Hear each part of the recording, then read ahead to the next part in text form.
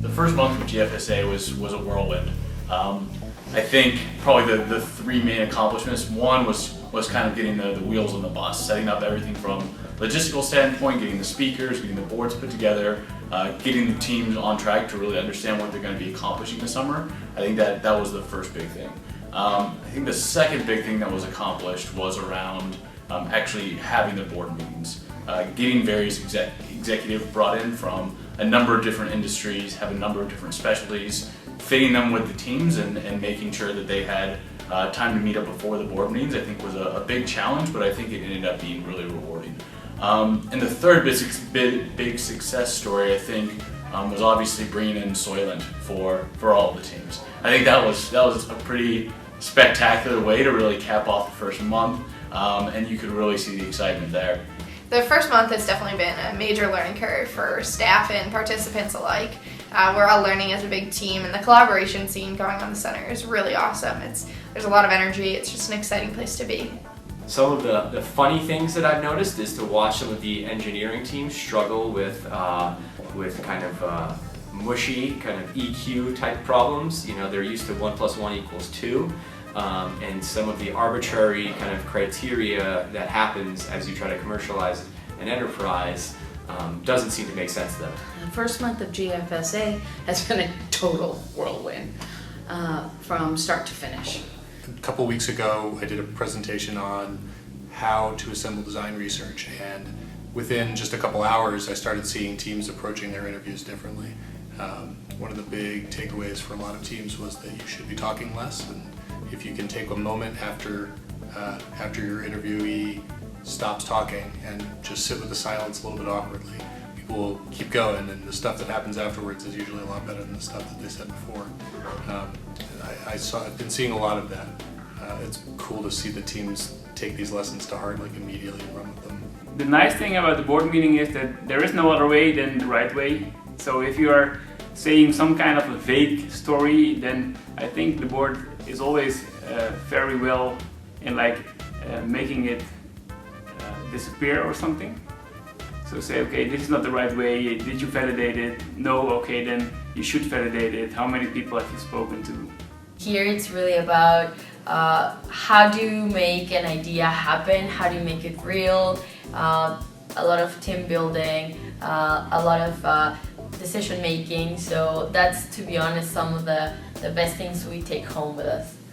So it's interesting that when I took the visit into Toys R Us, so I actually need to somehow eavesdrop on the chat between parents and kids, and we found it very interesting that kids don't have the decisive power in buying the toys, but actually the parents can somehow persuade them into purchasing equivalent but actually cheaper choices. So these are very interesting findings, and without taking a realtor into the stores, you can't know them with first-hand experience. There's a lot of very interesting people in this program, very, very smart people, and everyone's very humble, and they all help you whenever you need help, and you share your ideas with them, and even if it's like different expertise, like everyone's willing to listen and to give feedback. I feel like I've learned a lot in a very short amount of time.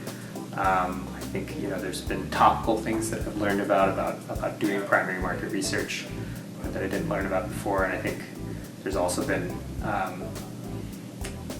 working in an environment with a small number of individuals very closely is very different from the kind of collaborative environment you might have as an academic, and so I think I've learned a lot about working with another person closely. It's great to see progress from a variety of teams. I think those who have gone through new enterprises are having to dig in deeper, which is great, and really start to hammer out some of the details that may not have been put together before. Both my co-founder and I come from scientific backgrounds, and we had a lot of great mentors in science and medicine, but what we lacked were mentors who could really think deeply about the business and the IP strategy and how to move forward to best position our venture to be successful.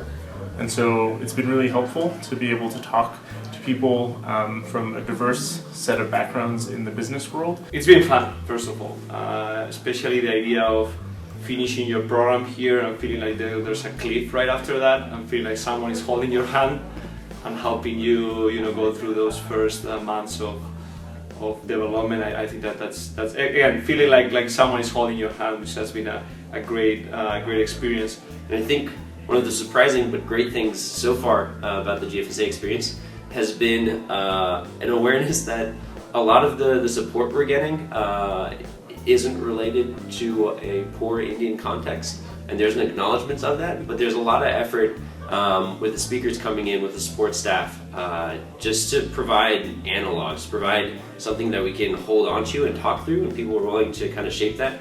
So it's been really cool for our team to take that information and have discussions about it afterwards, and try to contextualize it both within our organization and with the communities that we're trying to serve.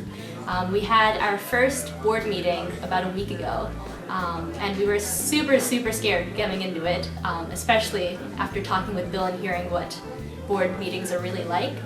But we spent a lot of time preparing for that, worked really hard on, in tandem, doing all these customer interviews and understanding our market, as well as developing our product, which is, in a nutshell, a new way to control drones. And in tandem, we're able to get all of that and present all the best points of that to our board, get really great feedback, and also check offs on almost all of our milestones for the month. So moving forward, we're working a lot on juggling working in lab to get the prototype done, as well as continuing with this market validation, moving on into thinking about manufacturing paths, and also reaching out to more advisors and mentors. So the first 30 days have been really good for us. We've had some really good introspective feedback, especially from the board meeting. We've learned a bunch of things on which we need to focus on.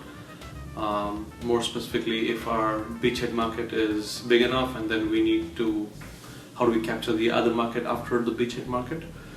Also, it's been a lot of fun. For example, the improv show was definitely a lot of fun. How do we deal with teammates? How do we deal with coworkers? There was a giant crash on the window.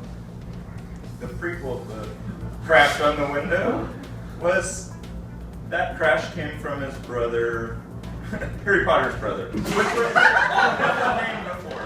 Okay. What's his name now? His name, Rufus. Rufus was an unsightly fellow who only had one eye, and unlike Harry, was very bad at flying his broomstick, which led him to crashing into the Seven Dwarves' house in the middle of the woods, banging on the door, and unfortunately waking up Sleepy. Sleepy, who often slept late into the evening,